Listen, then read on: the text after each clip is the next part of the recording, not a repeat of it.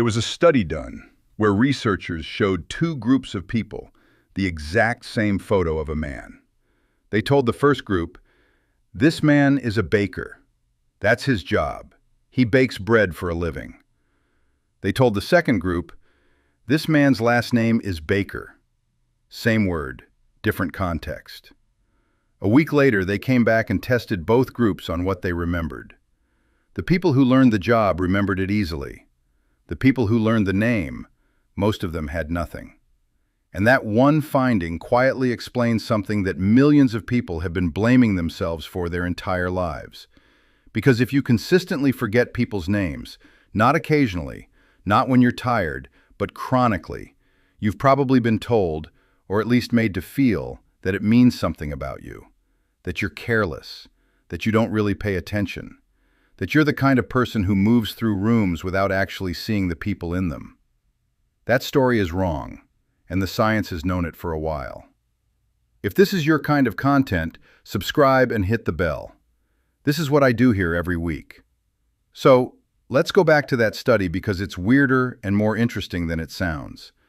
The researchers were two psychologists named McQueenie and Ellis, and what they found in 1987 became known as the Baker-Baker paradox.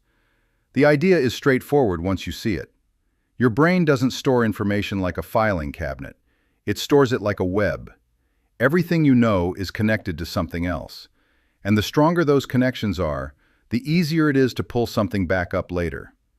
When you hear the word baker as a profession, your brain immediately starts firing.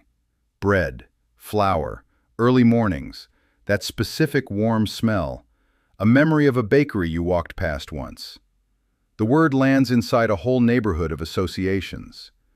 When you hear Baker as someone's last name, nothing fires. It lands in empty space. No neighbors, no connections. And things with no connections have nothing to hold on to them. Names, by their very nature, are semantically empty. They don't mean anything. They don't point to anything. They're just sounds that got assigned to a person before that person had done a single thing in the world. And your brain, which is running a constant background operation of deciding what's worth keeping, looks at a floating, rootless syllable and quietly lets it go. This isn't a character flaw. It's just how memory actually works. But there's another piece to this that doesn't get talked about enough, and it's more uncomfortable because it lives closer to home. Think about what's actually happening in your brain the moment someone introduces themselves to you. You're reading their face. You're calibrating the social dynamic. You're deciding if they seem warm or cold, confident or nervous, whether they like you, whether you like them. You're also somewhere in the back of your head already composing what you're going to say next. Your working memory, the short-term holding space your brain uses to juggle active information, is already at capacity. And right into that, someone drops a name. It doesn't stand a chance. There's even a documented phenomenon around this called the next-in-line effect. First recorded by psychologist Malcolm Brenner in 1973, he found that when people were waiting for their turn to speak in a group, they consistently had lower memory for what the person directly before them said, because mentally they had already left the room, already rehearsing, editing, preparing. People who live with social anxiety, or even just a very active internal narrator, experience a version of this constantly.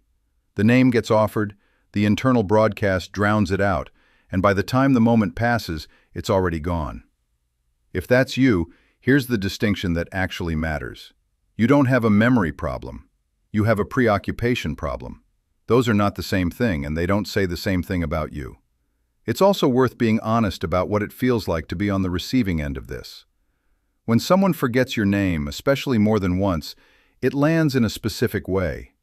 There's a little voice that translates it immediately. I wasn't worth remembering. And even when you intellectually know that's not what it means, the feeling still shows up.